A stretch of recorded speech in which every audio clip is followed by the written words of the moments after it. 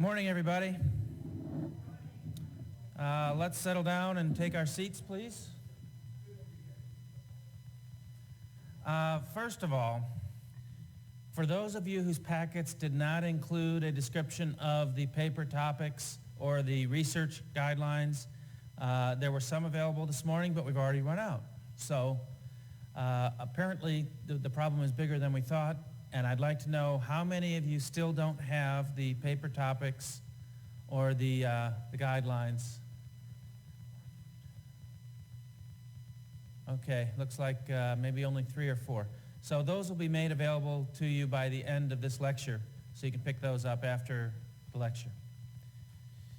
Well, we've got a great day of speakers lined up for you, and one of our most distinguished speakers for this year's seminar is Mr. Patrick Anderson. And I think this lecture is important to us because, as you're probably aware, Michigan's economy has been struggling recently. And there's been a lot of publicity about that, but I think we in Michigan don't necessarily need to pick up Forbes magazine to get a sense that somehow we need to be doing better. Now, the man who's going to speak to us this morning is probably the most qualified person to talk about what Michigan can do. He's been giving advice to local governments, to state governments, to corporations and so forth about how they can improve their competitiveness, how they can develop economically. And he is a great resource for the media around the country. He's published in the Wall Street Journal. It seems like every week in the Detroit News, or he's being quoted on one topic or another. He's a very good resource for us as well, and I hope you'll have plenty of questions for him when he's done with his talk. I must warn you, however, that he has another talk to give immediately after this one, so there may not be a lot of time for questions and answers. So have your questions ready for him. We'll get those done as soon as we can, but we might have to let him go slightly before the end of the period. So will you help me welcome Mr. Patrick Anderson?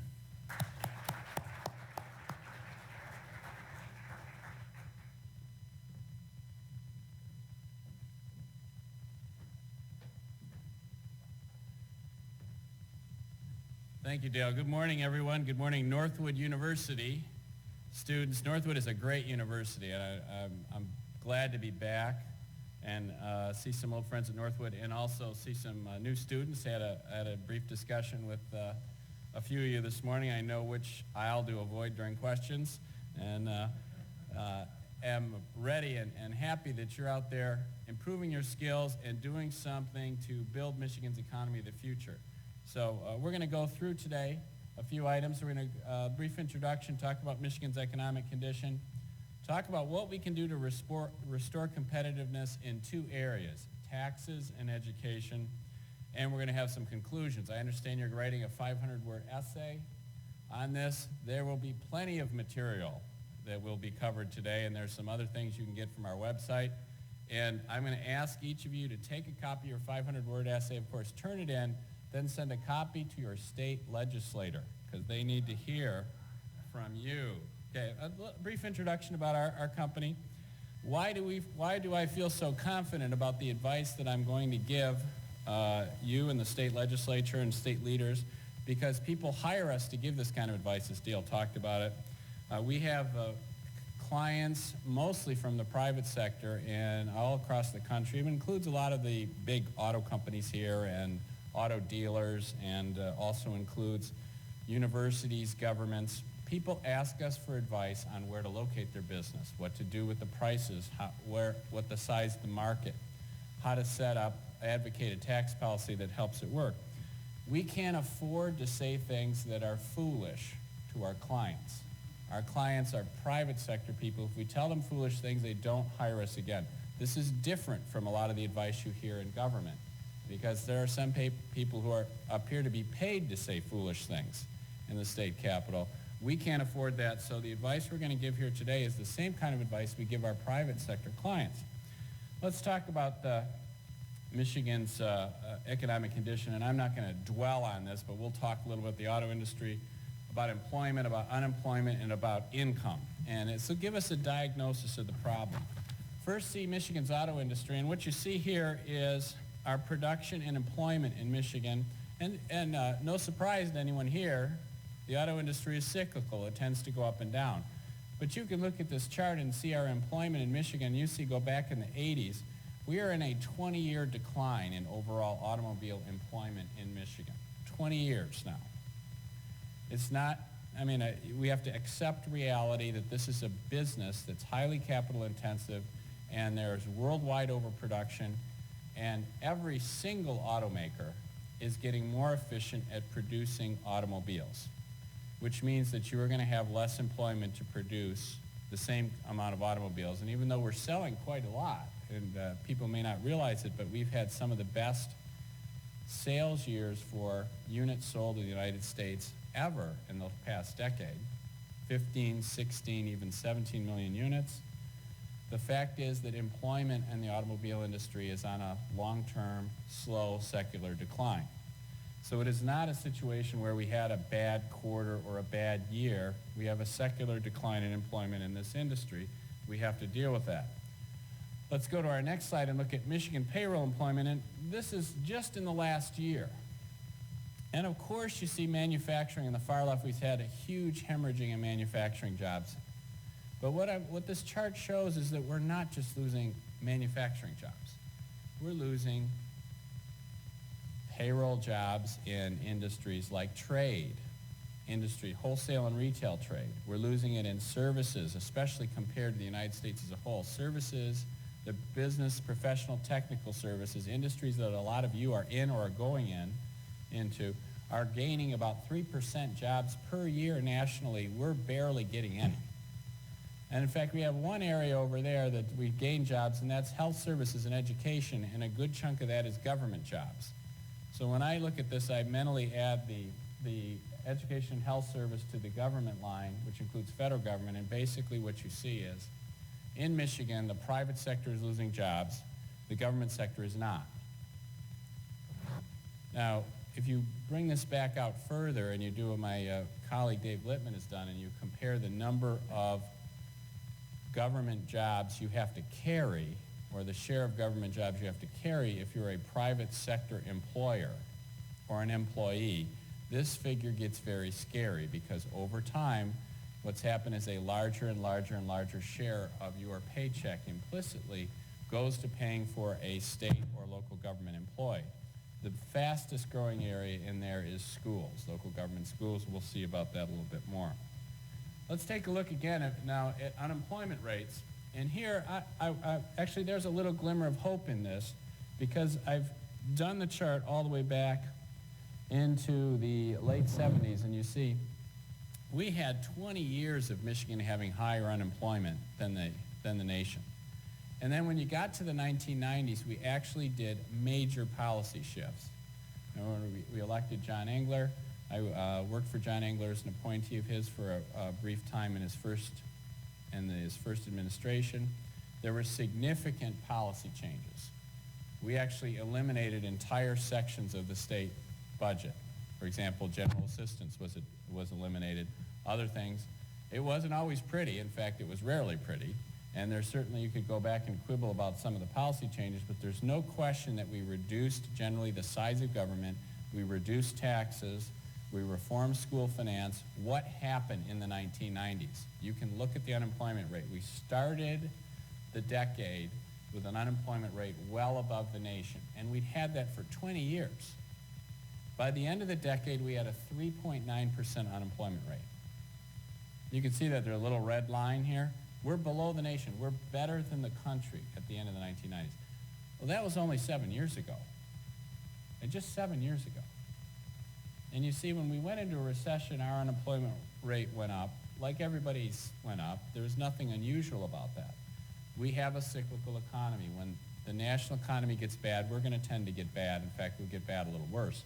But historically, we've gotten better when the national economy got better. And what's happened in this decade? What you see is first, we stopped being better than the country and got to be just where the country was. Then we opened up a gap. We were worse than the country. And then the gap got big. And now we are, along with states that have been ravaged by a hurricane, month to month, either the worst state in the country or second or third worst in terms of unemployment. This is a very serious problem here because we are talking about how bad the Michigan economy is in relatively good economic times. Right now, in 49 states, this is a good economic time.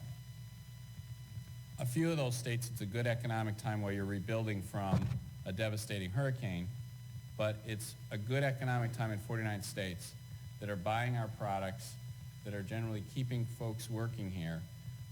If we don't turn our ship around before the next economic downturn, we will be in very serious trouble right here. So you look at that, I see a couple things. One is, it is possible. We did it in the 1990s. We turned ourselves around. It is possible to turn Michigan around. Second, if you follow the policies in the 1990s, maybe not exactly, but general in direction, if you say we're going to get our taxes down, we're going to get our government performing, you have a chance to do as good, or better than the other states. And then you look in the current decade and you say, what happens if you decide you're not interested in improving your business climate? You will not do major improvements to your government services. You fall behind. And, you know, people can observe that in the year 2000, there were both Republicans, and since 2000, there have been both Republicans and Democrats in charge at various times. This is not a solely partisan observation. It's an observation about what actually happened. In the 1990s, we tried to turn the ship around, and we did. In the current decade, we, by and large, haven't tried. If anything, we've tried to run our ship into the shoals. And we'll get to that in a little bit. Okay? Our next one here, this is a depressing slide, no two ways around it. This is median household income. When we do work for private sector retailers in particular, so some of you probably work or will work for companies like this, people who are selling cars, people who are selling furniture, appliances.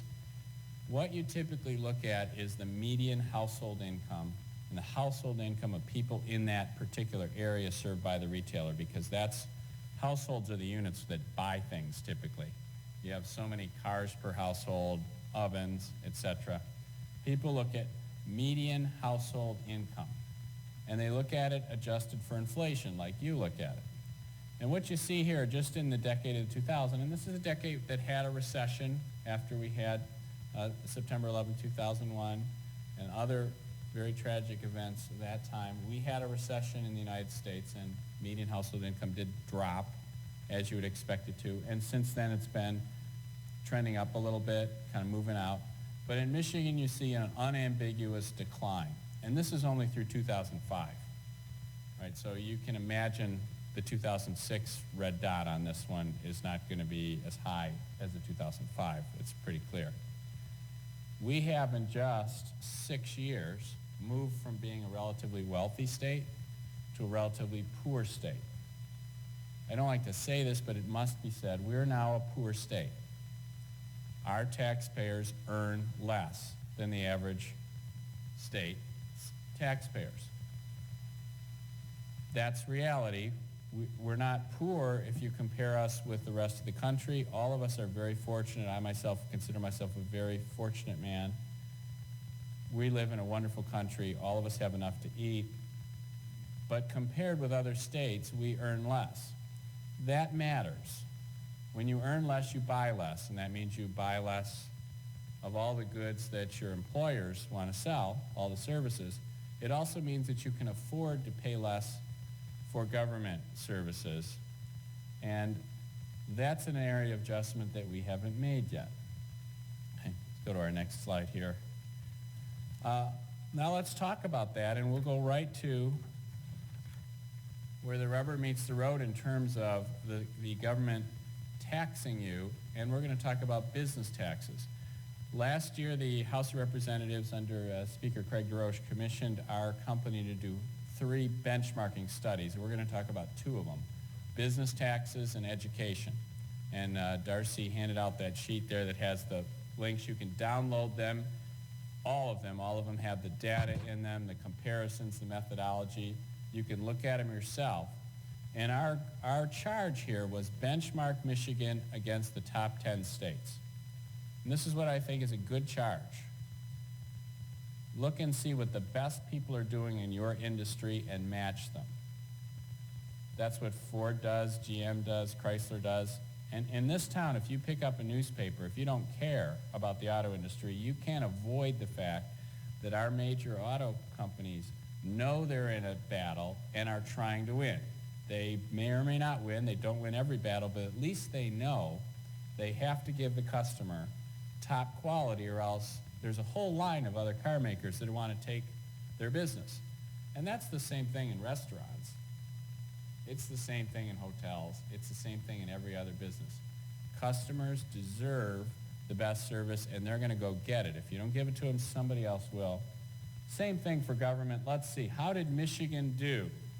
We're going to take a look at how did Michigan do in business taxes, and what have the citizens done about that? Well, surprise, surprise, Michigan business taxes were higher than they are in the average for U.S. states. And the particular business taxes, the property taxes, the single business tax that gets lumped in with corporate income tax, licenses, were well above the national average. In fact, if you look at these key business taxes, Michigan's among the top 20 highest tax states. Well, that's not where you want to be. We're in Stanley Cup season. You want to be in the top bracket. You don't want to be sitting on the sidelines right now. You go into the playoffs, you want to be in the playoffs, not out of the playoffs. This is the wrong place to be. What did we find? Well, we said, what would it take to get in the top 10? Now, this is what, all of you are here because you want to improve your ability to do work for your employer, for yourself. You want to improve your life. You want to get better at what you do. This is what we told the state government. If you want to be in the top 10, you must reduce business taxes between $1.3 and $2 billion. And guess what? That's what it takes to match Virginia, North Carolina, Tennessee. You can look at this list, and actually we have, and if you download that report, you'll see we actually went out and said, what are these states doing? And we noted that some of them have been successful in getting, say, auto plants. So all of them are successful in getting more jobs than we are. If we want to be in the top 10, this is what it takes. Well, let's talk about one thing that's been done, and that's the citizens here. If you observe, like I do, what our elected officials say they will do and what they actually do, you would note that politicians from all stripes have promised to repeal the single business tax for the entire current decade. Democrat, Republican, whoever ran for governor said they were going to repeal the SBT going back into at least 2000. Somehow that didn't get done. Well, I joined with Brooks Patterson, some other folks, and said, we got to do this because people in Lansing won't. And last year started basically in February, and by August it was done. I mean, it was an amazing thing. The citizens banded together and repealed the state's major business tax. And the way we did it was with an initiated law, petitions. Probably some of you signed it. Over 300,000 people signed it. Almost 300,000 signatures were certified as valid, which is what you needed. And then both houses of the legislature passed it. No governor's veto, no governor's signature under our Constitution. So now we finally have one of the sorest thumbs for our business climate repealed at the end of this year. Now, what we did here was we said in the repeal law provisions, very interesting, this is something that we worked on. It says right up front, first sentence, the purpose of the law is to repeal the SBT and encourage the legislature to replace it with a less costly tax. If you sign this, if it was passed, you saw it, you don't have to look on the fine print. It's very clear what the citizens wanted. They wanted a less costly tax. There's a zero rate after December 31, 2007. We affirm the obligations of both taxpayers and government until then. So we actually thought about this. Yes, you do have to pay your SBT this year. You can't not pay it and hope that the law's gone. And in the same way, if the government owes you a refund, they can't wait till December 31 and say, oh, that law's gone. You still have to do it. And interesting, whole law, 6 sentences long. That's it. Obviously, written in East Lansing, not Lansing. Okay. And of course, now we have some replacements, and we're not going to go over tax policy specifics here. We're going to talk about direction, and this is two main directions now. The citizens said, repeal the SBT, give us a less costly tax. Here are two major contending directions. First, proposed by the governor, adds taxes, including a Michigan business tax, some personal property tax relief, creates a new tax on assets, creates a new tax on business-to-business transactions. This was the so-called service excise tax. You may have thought it had to do with haircuts. It has to do with you hiring an accountant in your company or an economist. Tax people like that. That's the proposal, and it would be an overall net tax increase. Okay, that's one. Alternative, Michigan Chamber, put a 3% tax on business income, a 0.5% tax on gross receipts, give some personal property tax relief, and reduce business taxes by $500 million. All right, now if you're sending your essay to your state legislator, here is a question. What side are you on? Do you think that Michigan should raise business taxes at the current time, move itself further away from the top 10, but allow us to spend more money on government? Or do you think we should reduce business taxes, encourage more employers to stay here, try to save the jobs we have, but inevitably mean that we have to tighten our belt a little bit more for government? It is a current debate. This debate is happening right now. And if you have an opinion on it, please don't keep it to yourself or share it with your neighbors. Send it to people who are paid to represent you. Okay, next one. So I have an opinion on this. My opinion actually matches that of the governor's hand-picked emergency financial panel. This was the panel that was headed by two Democratic governors. I mean, one that was Governor Milliken and Governor Blanchard. One was a Republican when he was in office. And they, handpicked by the governor, concluded unanimously that government spending needed to be restructured, that they had a structural deficit. They didn't have a bad year. They didn't need a patch or an accounting gimmick here. They had programs that were designed to spend more money than our tax system is designed, even in a good year, to take in. We cannot run our government the way we have the last few years. We've gone through the rainy day fund. We've securitized our tobacco revenue. We've done multiple accounting gimmicks. We've unconstitutionally run deficits. We can't do this anymore. And I think you may have seen the state treasurer say that he may have to stop paying paychecks. They actually talked about payless paydays. They talked about shutting down parts of government because in the current year, they don't have enough money to spend on their current year budget. Well, this is now something that everybody agrees on. Governor's handpicked panel said two key areas where we have to reform. One is in the government pension and benefits, including for K-12 teachers. They must be brought in line with the private sector. In fact, they used the word benchmarking. They said that pensions and benefits in the public sector ought to be benchmarked against those that people in this room get in the private sector. Makes sense to me. I entirely agree. It also said Michigan incarcerates far more people than other states. After education, one of the biggest areas and fastest growing areas in our state budget is for prisons corrections. We spend an enormous amount of money on this. We have to spend some. It's a fundamental obligation of government. But there are people like myself and like the governor's panel that are saying, why are we incarcerating so many more people than Ohio or Wisconsin? Our crime rate is. It's not like our crime rate is lower. We're spending a lot of money here. We need to do something about it. The panel said we need structural spending reforms as well as a tax increase. I agree that we need a structural spending reform. I'm a little dubious on the tax increase for the reasons we talked about there, other than in infrastructure. Let's go to the next slide there. All right, let's talk about the second main area of competitiveness, and that's education. All of you are here and you all understand how important this is. In today's economy, we don't have the opportunities that Henry Ford and Ransom E. Olds and others gave us almost a century ago here in Michigan, where we could take people who may not even know how to speak English or who had part of a high school education and give them a middle class, upper middle class lifestyle in the auto industry. That opportunity no longer exists. You must have skills. And you have to have math, computer, reading, English. You've got to have these skills, and you have to be able to do things that give you the ability to produce a lot of value added so you can be paid a lot. That's what it's all about. Let's talk about Michigan competitiveness. We did a benchmarking study on this. This is the one that's mentioned in the Detroit News editorial today. We looked at participation and attainment, demographics, finance, student performance. This is just benchmarking. We didn't say how to run schools. We just said, how are you running it compared to the other 50 states? And see what happened. Why do we do it? Obviously, you want high wages, well-trained workforce.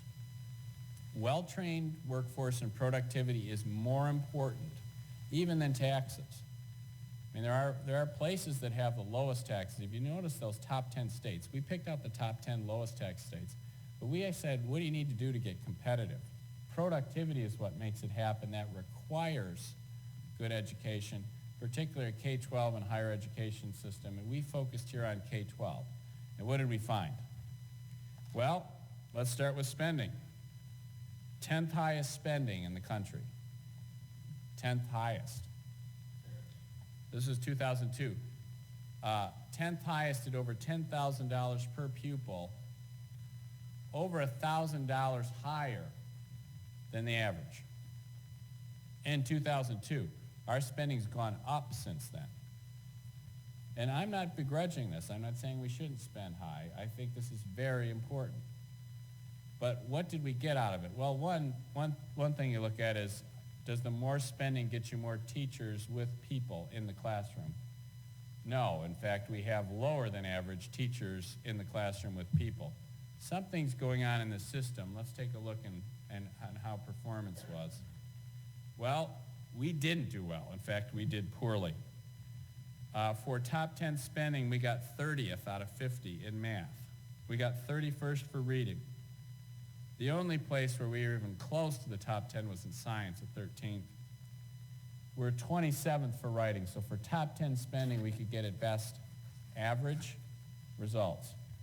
That's not good enough, and I want to point out to you how bad it is. In math, the top 10 states get 37% of their students to pass math tests. Math, this is the national, it's a NAEP, Education Attainment. Okay. National test given, same test given to a sample of students in every state run by the U.S. government. 37%. This is nothing to brag about, by the way, folks. 37%. That is the top 10 states. This is awful. This is why people look at the United States and say, we're falling behind countries that have per capita income half of ours on this. Michigan only did 29%. Right, so think of now, next time you could drive home, you drive by high schools or schools, think in there, 8%, that's the gap between us and the top 10 states. That works out to be 128,000 students in the system right now. 128,000 fewer students can pass a math test in the Michigan system than if system were just performing where the top 10 states are. How about reading? Well, it's 157,000 students fewer. That's the performance gap. And again, that's just to get to 37% of people passing a reading test. In science, I said earlier, this is our high point. In science, we're only 85,000 students behind. That's how many it would take to get to 60% failing the test. And in writing, here we are, again, 200,000 students behind. This is, in my opinion, a terrible picture about Michigan.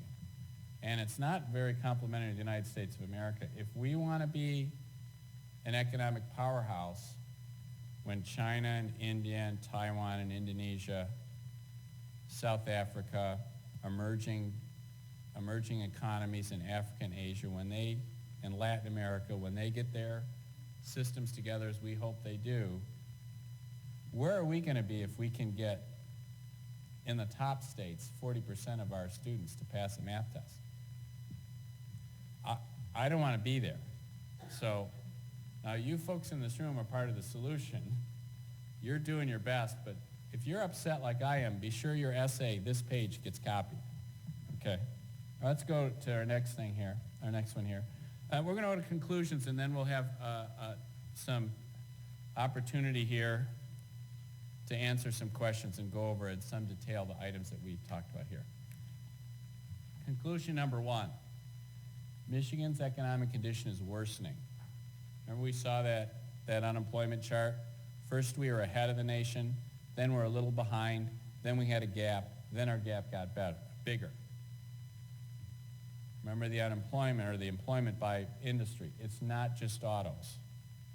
Yes, we're losing auto manufacturing jobs. There's a 20-year secular decline in straight auto jobs.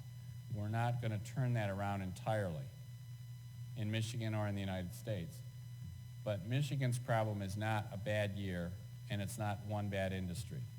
The auto industry is an industry every state would love to have. I'm glad it's here. Yes, there's a decline in employment, but there's no necessarily a decline in productivity, income, importance, technology.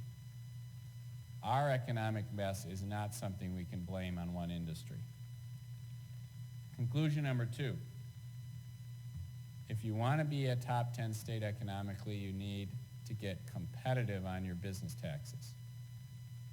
Companies like our clients, companies like your employers, your potential employers, they look at how much it costs to get productivity in one location.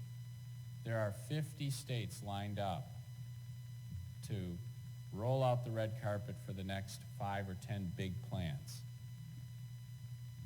If in the front end of your red carpet is a big sign saying, pay lots of taxes if you step on this carpet, these people are smart enough to figure that out.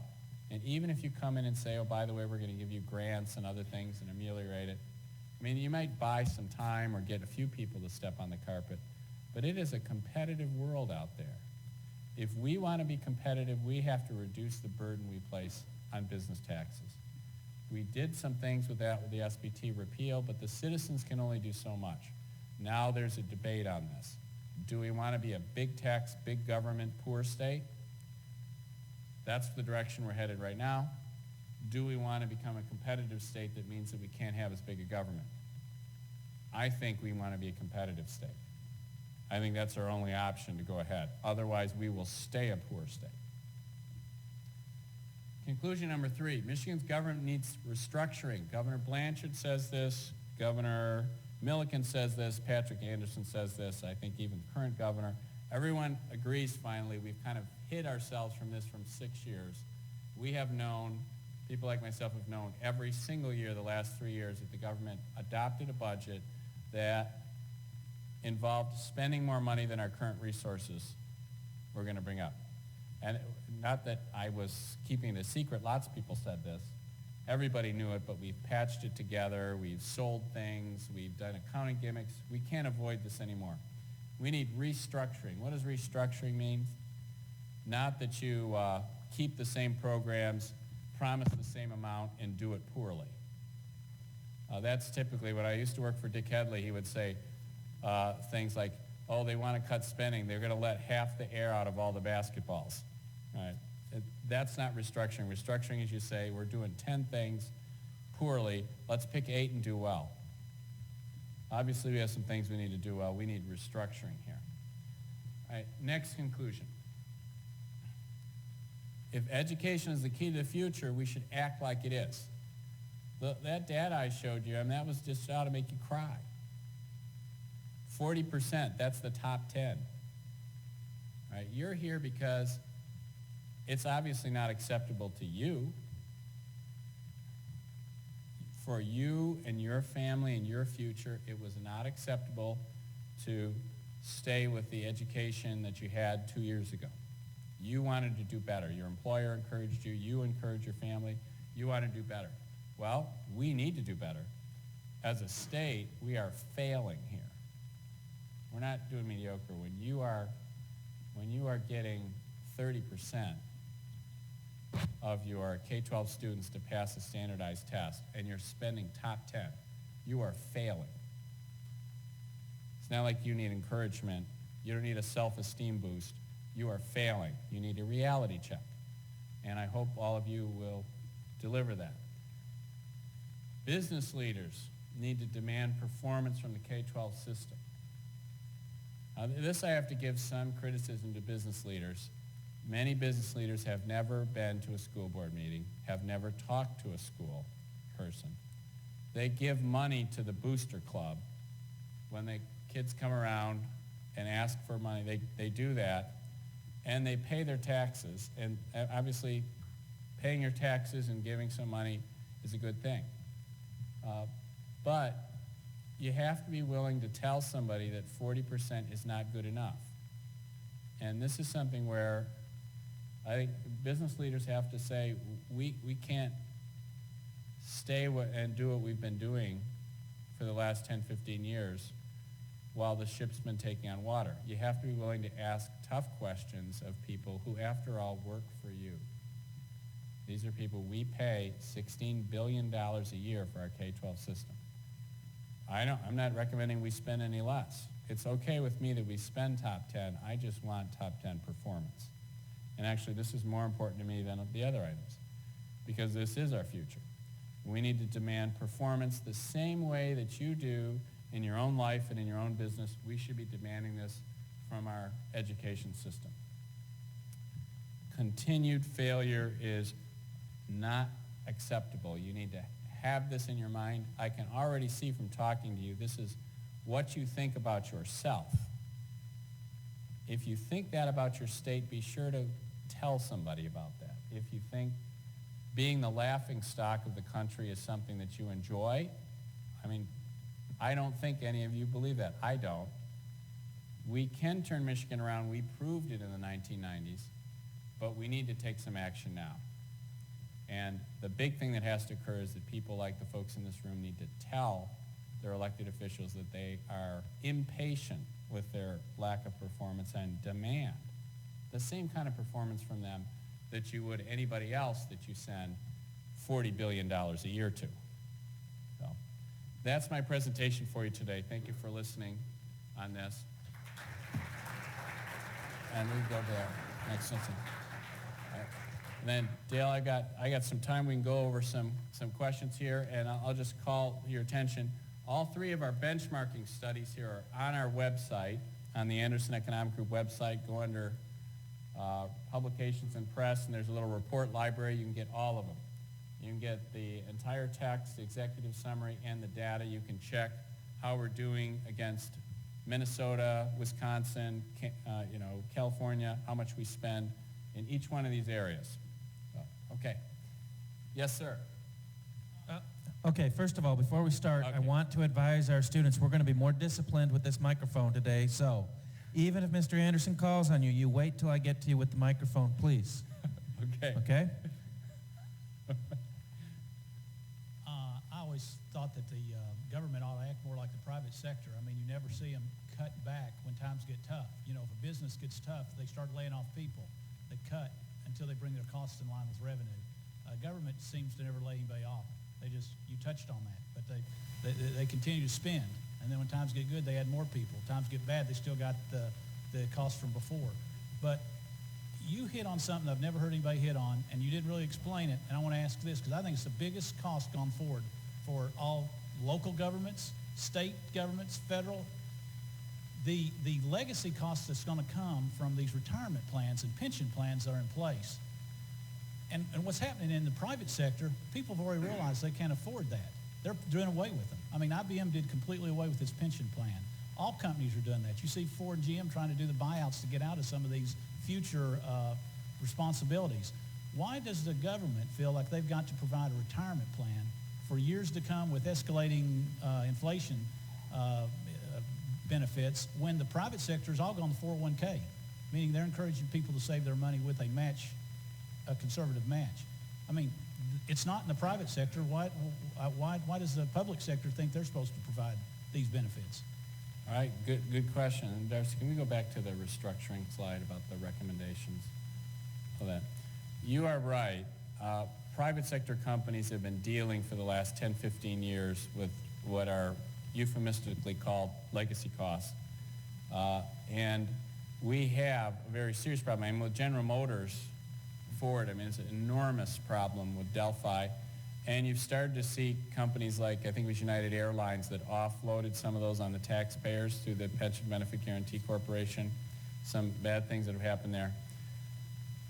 There was some progress at the state government level. The state government went to a defined contribution plan back in the late 1990s. So one of the changes that went on during the tenure of Governor Engler is that we adopted a modern, sustainable pension plan for state government. But we continue to have, in local government, particularly in the local schools, a benefit structure that is absolutely unsustainable. And when your hand-picked panel for a Democratic governor says specifically that pension and benefits for K-12 employees need to be brought in line with the private sector, it is so bad it's almost a scandal. And in fact, part of the reason that you saw, we voted, by the way, last year. There was actually a ballot proposal, I think it was Proposal 5, to lock in more spending on this to actually raid the general fund to pay pension costs, as well as pay the current K-12 system out of the school aid fund.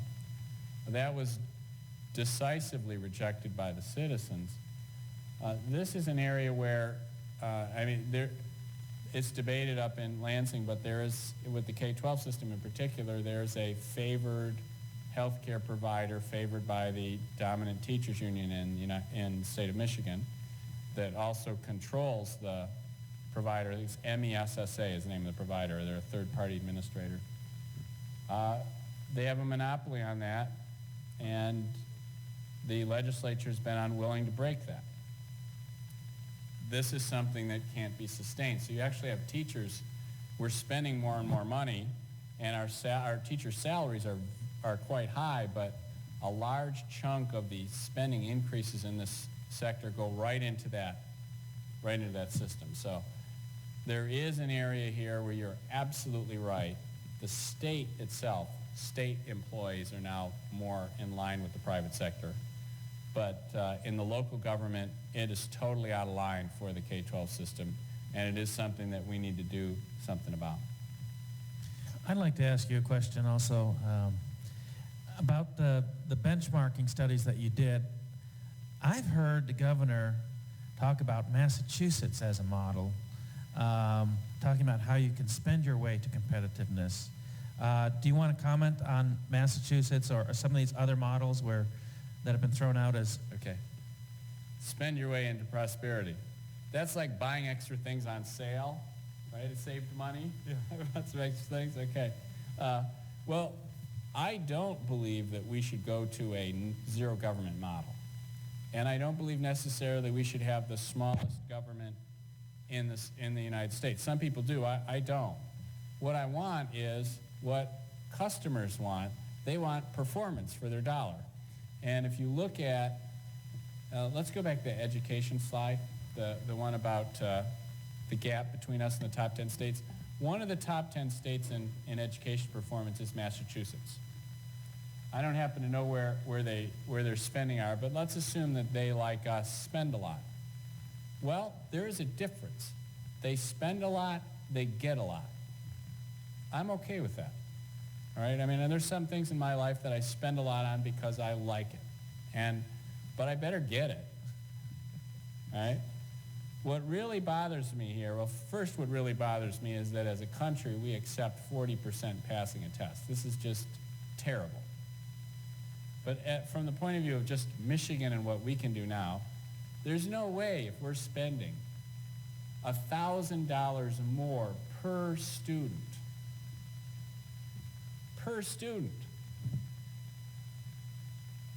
than the average, that we're sitting here and we're 100,000 students behind in most of these categories, sometimes 200,000. A top 10 state and what Massachusetts can do. Somehow Massachusetts has got their education system, so at least by American standards it produces. We're so far behind in this one. Our system's clearly not working in K-12. Elsewhere, though, Massachusetts is not, not a particularly job dynamo. The more interesting comparison that Governor Granholm made is with Virginia. She recently gave a talk in which he highlighted Virginia as a model for economic dynamism. And in fact, Virginia is a model for economic dynamism. And if we can go to our business tax states slide here, Virginia and North Carolina are our benchmark states for business taxes. If we can match Virginia or North Carolina, we can go to any company and say, you're in the top 10 most competitive business tax states, come on down. Right? And we would get those jobs because businesses generally, they don't want the absolute lowest on this. They need the workforce, they need the location, they need the suppliers, the cluster of technology. They want all these things, but they don't want to pay extravagant taxes. And so you need to be competitive. And here's North Carolina and Virginia, and that $1.32 billion is calculated off of how much it would take to get to Virginia. Virginia actually reduced their taxes. They did some tax changes. They did some restructuring. Good for them. And I think they gained 200,000 new jobs during the time period. And it's in our benchmarking study. You can actually see the jobs. So if we were able to do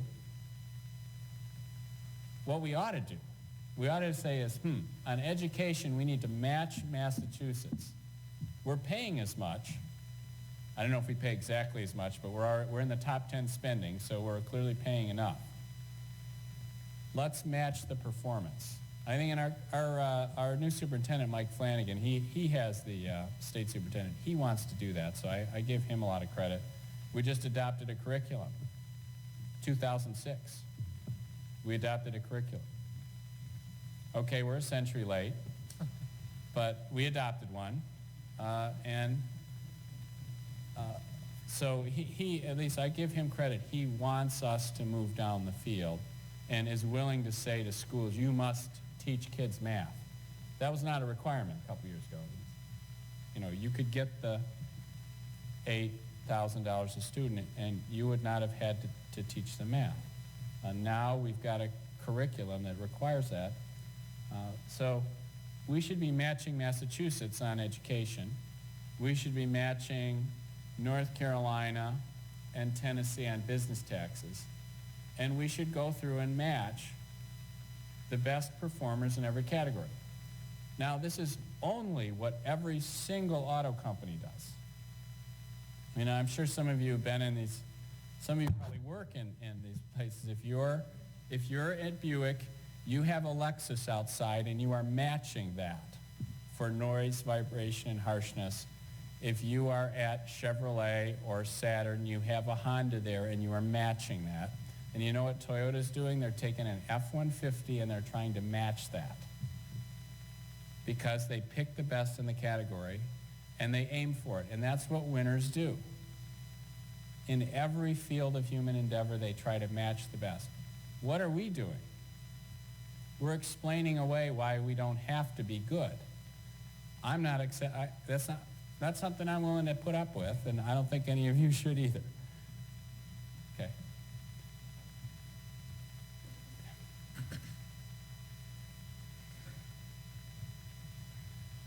Interesting.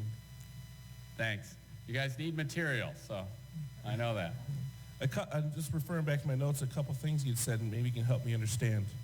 You mentioned that the chamber, in their proposal for replacement of the SBT, comes up with about a $500 million or $500 million tax cut. At the same time, in Michigan, it seems from the information you presented that the only growth sector we have for jobs is the public sector. So how is it squared that we cut $500 million, which can only inevitably lead to more unemployment in the one sector that's actually employing people, increase unemployment even more. But then what else are we cutting? You mentioned, I think you said, instead of doing 10 things poorly, let's do 8 things well. Which 2 things are we not going to do? And I know it's an example, but what kind of things is the chamber or you or the experts out there proposing that we cut? Because from what I understand, there's not a heck of a lot left to cut. A lot of things were already cut, and there's always fat in government, I know that, but where are the cuts going to be, and will it affect middle class, lower class, upper class? Who will it affect most? Okay, 2 questions. First is, if government's adding employment, why shouldn't we raise taxes so we can add more employment there? And conversely, if we reduce taxes and reduce government employment, does that mean we increase our unemployment? That's just first question. And then second one, what do you do about, how would you implement the recommendation that I'm making that's consistent with the recommendation that the governor's panel made, that we restructure government, meaning that you would reduce spending or eliminate programs or eliminate some of the actions that government does. Let's take the first one. I mean, this is basically goes all the way back to fundamental macroeconomics and fundamental microeconomics. If in fact we could spend our way to prosperity, tax all of us, and hire government employees who would, of course, work, get paychecks, and pay taxes, income taxes themselves, would that be a success or not? Well, we have empirical evidence on that, because basically the United States took the approach relative to Europe that it would keep its taxes lower over the last 20 years. Europe is at negative population growth. Europe has to import workers. Europe is a laggard in economic growth. And by Europe here, I mean the traditional Europe, not the extended Europe that would include former Soviet republics, Poland, Turkey, places like that, Slovenia, other republics that are joining the EC or NATO. So the empirical evidence is very clear, and the economics are also clear. And you look at, say, Joseph Schumpeter or any of the people that talk about the incentives on individuals, Friedrich Hayek. Government does do a good job at certain things. It's the right way to handle certain things. It's the right way to handle military defense. It's the right way to handle a judiciary. It's the right way to handle police. I think it can be the right way to handle most of the transportation, not all. And as a society, we've decided that we want to have a public education system, K-12, and it's in our Michigan Constitution also that that's what we want to have. So we've decided we want to have these public bodies, and there's no recommendation in my presentation that we rethink all those items. I think we should have government perform these duties. But it's very clear that government does not do a good job in a whole range of other things.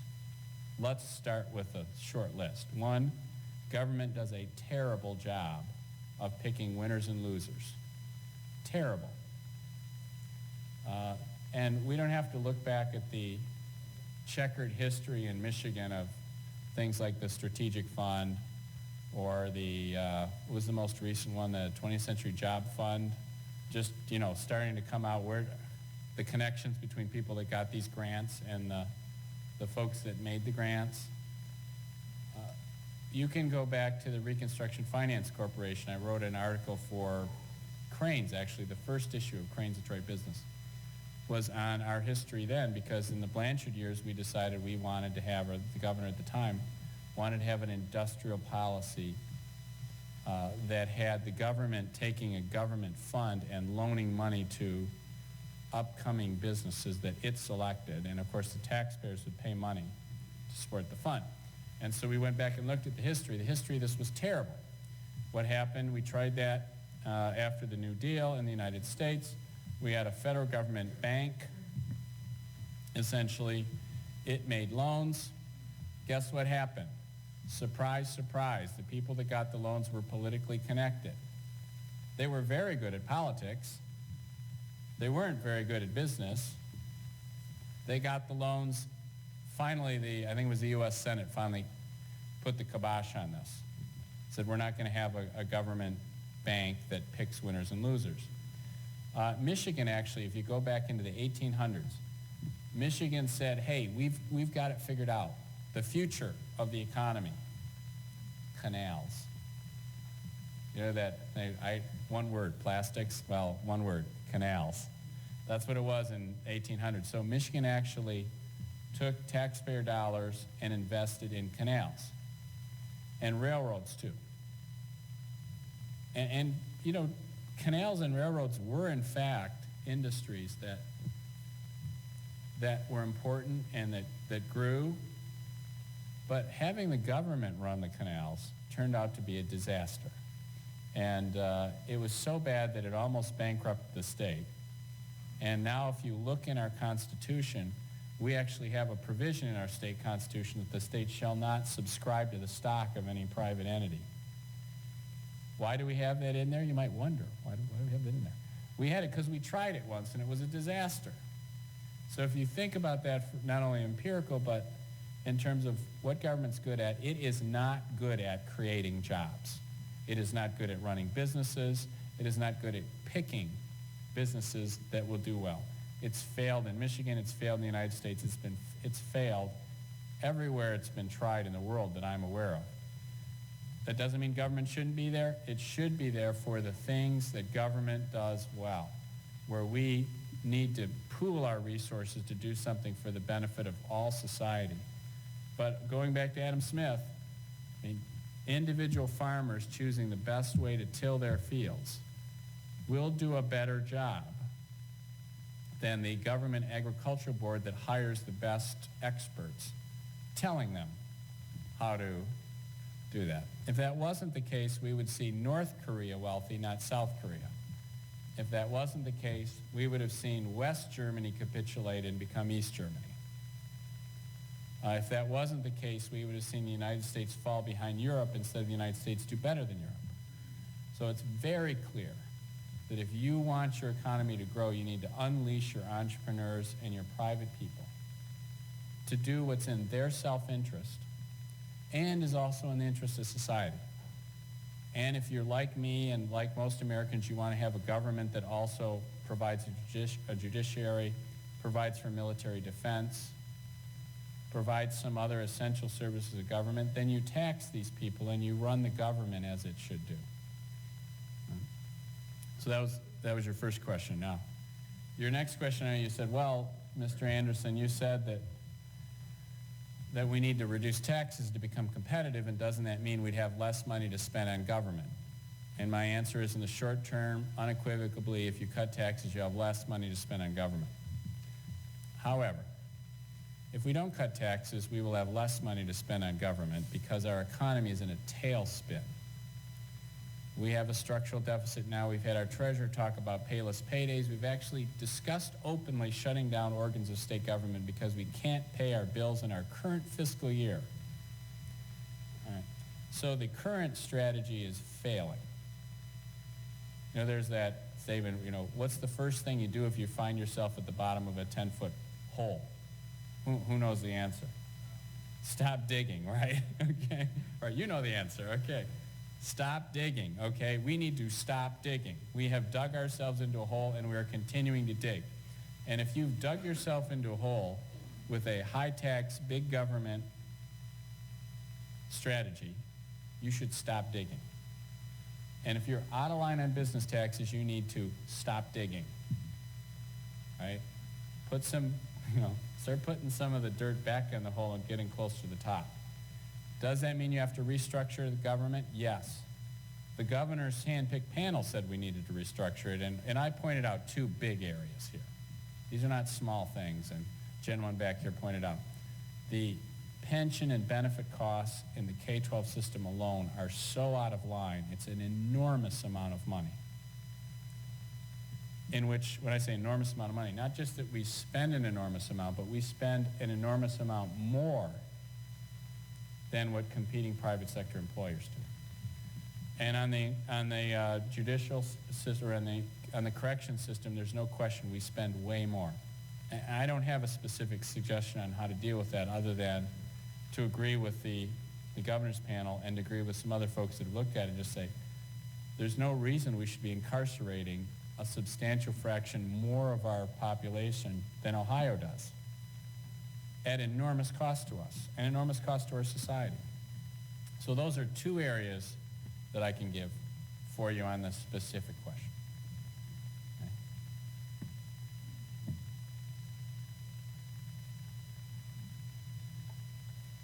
Do you see any real economic benefit to initiatives such as the Cool Cities initiatives that the governor has put in place? Or is that just a bunch of useless spending? Okay, so the way you asked the question, was there any benefit from it? And I'd have to say there's some. Okay. I do think the ability of the state government to identify cool things is limited. And you might want to ask yourself, do I want my state government telling your city they're cool and his city that it's not? Because in effect, that's what happened. We had cities that said they were cool and filed applications and didn't get any money, and so I guess they're not cool. What's that, the Uncool Cities initiative? Well, but, you know, that's more of a, I mean, it's really, on the whole scheme of thing in the $40 billion state budget, it's a relatively small amount. But I think your bigger question is the right one in terms of direction. Are we going to rely on people in this room trying to improve their own career, trying to make money for themselves, trying to start their own business, trying to do better at what they do and what they're trained for and what you're here early in the morning in Detroit learning about doing? We're going to rely on you to come up with the ideas, or are we going to have state government pick the cool things? All right? I would bet that 1/3 of the room selected at random will do better over the next 20 years trying to do their best than, 20 experts selected by the state government. And I'd say the same thing if I was in Massachusetts or North Carolina, Virginia, states that I said here were doing well in some areas. Because it comes down fundamentally to what Adam Smith pointed out 200 years ago. People trying to do their best for themselves and their own families and their own businesses are smarter and are better than government experts. Even myself. I mean, our company does consulting work. We do work for governments. We don't propose that we'll come up with a command and control plan that we design. If I pick the smartest people I can think of in the whole state and put myself on the panel with them, we would still come up with an inferior plan to run the economy than people running their own businesses. We're not capable of doing it as humans. Any government panel's not going to do it. It's failed every time it's been tried. We do have in Michigan, Michigan, we have a tremendous historical legacy of entrepreneurship. I mean, this is the state that produced the man of the century that Fortune magazine identified, Henry Ford.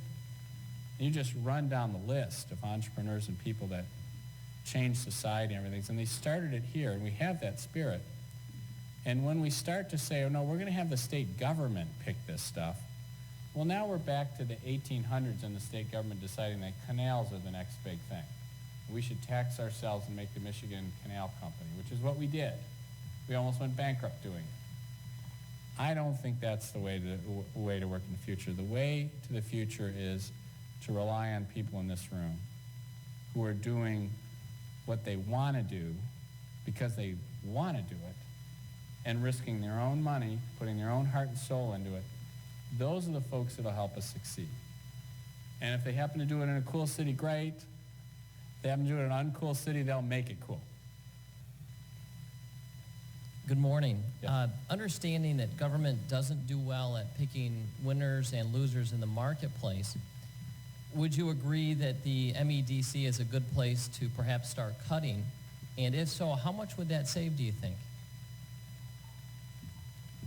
I should just clarify the question. MEDC, meaning Michigan Economic Development Corporation. All right. There are some things that the MEDC, I think, does quite well. They historically have done well. I think Patrick, could you just clarify for a little bit, what is this? Actually, I'll give you a little tour of history because it goes back to your question. Michigan, like every state, has had some department that was charged with advocating business growth in its state. Since the 1980s, it's been standard for that department to also advertise, advocate, try to encourage other employers to come to that state. And Michigan's had one, and it should have one. In the 1980s, we had the Department of Commerce. You notice we don't have a Department of Commerce anymore. This is not an accident. The Department of Commerce got a bunch of money, and it was advertising Michigan. And then it became obvious that it was advertising Michigan during an election year to people in Michigan. I don't know, any of you maybe have longer memories, but in the 1980s, you would hear in an election year advertisements about how great Michigan was and how great the governor was. And the governor, I think the one I remember was, the governor will invite you to come to Michigan. Okay. So it didn't take people too long to figure out that we were now using taxpayer dollars to essentially encourage people to vote for a particular individual. That's against the law, it's against our society, but because it was kind of, I'm sure there was somebody in Wisconsin that heard the same radio ad that ran on the Michigan-Wisconsin border. It had some small benefit. So when Governor Engler was elected, they abolished the Department of Commerce. So we had no Department of Commerce for a while. And then Governor Engler eventually decided that he wanted to have an aggressive agency promoting Michigan. So they constituted the MEDC. They created that particular body with some insulation between the state government officials and them. So now there's actually a board, and they appoint the chair, and not all of them are government employees. It's some insulation. It's not entire insulation. The current chair, I think, is in the governor's cabinet and is a very sharp individual, Jim Ippolito. I think we do need to have an agency that advertises us to other states or investors in other states. We should have an agency that to the extent we can rolls out the red carpet. We should have an agency that supports local governments in their efforts to rejuvenate. I said earlier, I don't think having them pick the cities that are cool and implicitly pick the cities that are uncool was a good approach, but there is a role for that. Where we have trouble is two areas. One, when we start advertising in election years, or as happened last year when we appear to be in a rush to distribute money in an election year through the 20th Century Job Fund. And I'm not saying anybody broke any laws on that. I just think that is too tempting. And historically, governments have not been able to resist the temptation to reward their political constituencies. You have a pot of money and you're going to give it out through a government agency. Somehow it's just appeared historically in Michigan and every other state and country that the money ends up, or large amounts of it end up, in political supporters' hands. Those are generally not the best entrepreneurs. They're good at politics, but they're not the best entrepreneurs. So that's one problem. And that's an area where I think the government should not put resources. The second area is in the granting of so-called mega grants, the large tax exemptions. This isn't so much an MEDC budget issue, it's a whether or not we're going to rely on this strategy. And for example, last year we had a big splashy announcement about Google coming to Ann Arbor. And there was a very large mega grant given. So our tax dollars, directly or indirectly, supporting this particular company becoming an employer in Ann Arbor. Right, so I'm glad Google came to the state of Michigan. But I'm extremely skeptical that this was a successful effort. Here's why. Google wanted to come to Michigan anyways. we didn't need, in my opinion, to spend that kind of money to lure a high-tech classified ad campaign set of jobs to Ann Arbor. I'm glad they're there. Our company uses Google AdWords, so I mean, I'm a customer, so the ultimate market test is I think it's a good service. At Anderson Economic Group, we actually hire that, and I'm glad those jobs are there. But the emphasis on having government use our tax dollars to attract headline-getting companies that might actually bring only a relatively small number of jobs to the state, and those jobs weren't really high-tech jobs. You know what Google AdWords is? Okay, you've probably seen it. It's a very nice service. We use it. It's classified advertising. Okay. It's good, but it is not path-breaking technology. We spent an awful lot of time and effort getting that employer there. I would much rather have spent that kind of time, effort, mental focus on getting our business tax system in line, avoiding talk about payless paydays, telling the rest of the country that we had a plan to get out of our economic mess. These are the things that really matter. And part of the problem with relying on the Hail Mary pass from your economic development agency is that it evades your responsibility for running every play. To push the football metaphor, you have to run every play, offense and defense. You can't just sit there and think you're going to throw the long bomb in the fourth quarter. And we seem to be wanting the headline-grabbing ones, and every once in a while we get one, and that's good. But if we fail on all the fundamentals, we will fall behind, and that's exactly what we're doing right now. We're falling further and further behind on the most fundamental things of government. We overtax people, we provide poor K-12 education, and now we're even talking about not paying our bills, closing down offices, shutting down government. These are fundamental failures that are so much more damaging to us than getting a Google or a Yahoo will be. So I don't really think, get back to the MEDC in particular, it's not so much an MEDC budget issue. It's a focus of government issue. Do we want to get in the top 10, are willing to do what it takes to get there? Or are we going to do more flashy things that make it look like we're getting there? I think it's pretty clear we need to do the things that solve our structural problems. That's how we'll get in the winner's circle. Yes? I'd like you, Mr. Anderson, and perplexed by the K-12 problem in Michigan. Do you have an understanding of how Michigan's private and parochial schools are doing in comparison to Michigan's K-12 public system? I have a little bit of information on that. We actually tried to do the comparison, including the private schools, because private schools are part of our education system.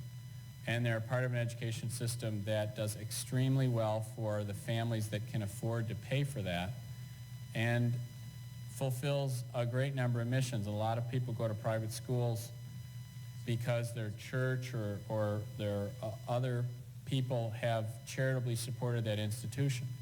And in my family, we've sent our kids sometimes to public schools, sometimes to private schools, so we have our experience also. Right now, there's not the direct comparable data, so we can't do the attainment information. Can we put up you've got this here, the one with the reading and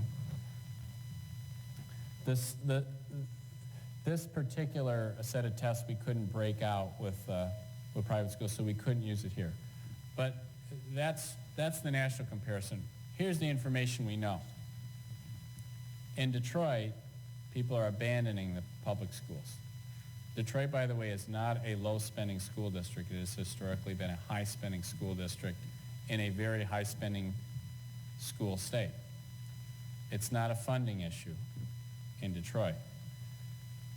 Individual parents are making tough emotional decisions about their kids. Their tough decisions are they are leaving a system because the system's failing them. That is occurring in other locations also. And a lot of times people who send their kids to private schools go through a great deal of sacrifice. And most of these private schools, we've done some comparisons of it, they typically spend about 50% of what the public school does. And it's hard to see exactly what they spend because there tends to be a charitable contribution from some entity as well as tuition. And the teachers tend to accept much less in pay. But I think that the private schools are a tremendous part of our society. They date back to before the public school system. We've got 150 years plus of private schools and a shorter time period of public schools. And they're very important, and I think they're doing an excellent job under difficult conditions. And when you have failure in the public system, we're very fortunate that we have private schools that are doing it. And the ultimate test there is not something I can get as statistics. It's the individual decision of parents that are saying, even though it costs us more and we're going to have a smaller gymnasium and less fancy things and we're not going to have the media room and we're not going to have all this, we're still going to spend our hard-earned money to send our kid here. And that, to me, you have to respect the decision of the parents, and the parents are saying it's worth a lot to them. Okay. Yes? Since business taxes are ultimately passed on to someone else, is any consideration being given to eliminating any business tax? And if not, why not? That's a good question. And in our benchmarking study, we're very clear. Every single business tax is passed on to an individual person. There is no such thing as a tax that ultimately is paid by a nameless, faceless business somewhere that no person pays. So we're very clear on that in the report.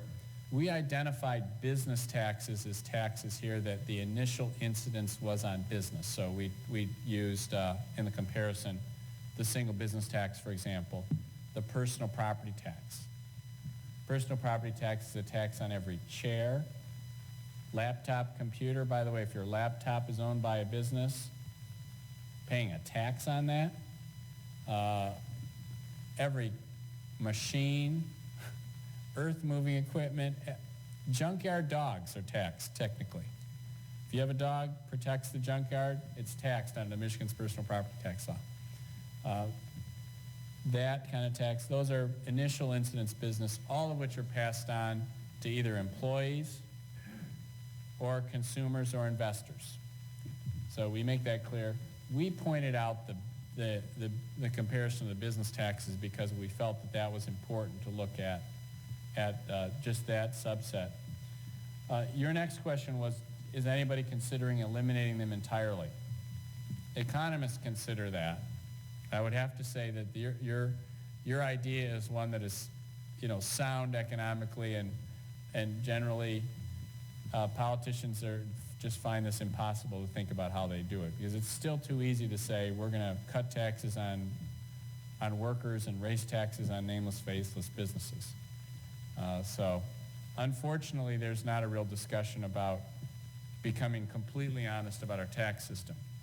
But this business tax debate about whether we're reducing or increasing business taxes is a live one. And I want to point out to you one thing that is a live debate that maybe there was some encouragement on. In the proposal for the governor's plan, could you back up to the governor's plan? It's actually in the document about the excise tax, the proposed excise tax on business-to-business services. So your business hires an economist, firm like ours, we go out and help you locate your business. You would have paid a 2% tax, and if we also hired somebody to come to work for us, there'd be 2% tax on that. So that it would compound all the way through, pyramid we call it. In the document that proposed this plan, there was the following statement, which was that the majority of these taxes would be paid by businesses, so there'd be limited effect on individuals. All right? That has gone over like a lead balloon. Hopefully that's an encouraging sign that people saw through that and said, there is no way I'm going to pass all these on to nameless, faceless businesses. I'm going to pay those, and I don't like it. So that's a live debate right there. This is something that is being discussed right now, and we all have a chance to discuss it. We have time for one. Sure. Okay, one more question for Mr. Anderson.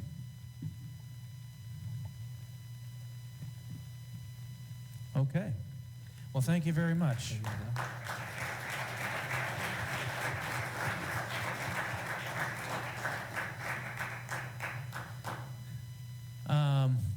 It's interesting to me when we plan the seminars, we're not quite sure how the different talks will blend together, but I think I see a direct connection between this morning's presentation and some of the things that were raised by Marva Collins yesterday. And so it's always a pleasure to see that, the things that we talk about in here are important issues from a number of perspectives. So I hope you found something useful this morning. In the break, we're going to have a slightly longer break because we are finishing a little early this morning. There will be refreshments served, so help yourself. They should be in the punch train room right off the lobby here. So see you promptly. When it's 10:15, the next 10:15. Thank you. Oh, I'm sorry, 10:30. Thanks, Bert.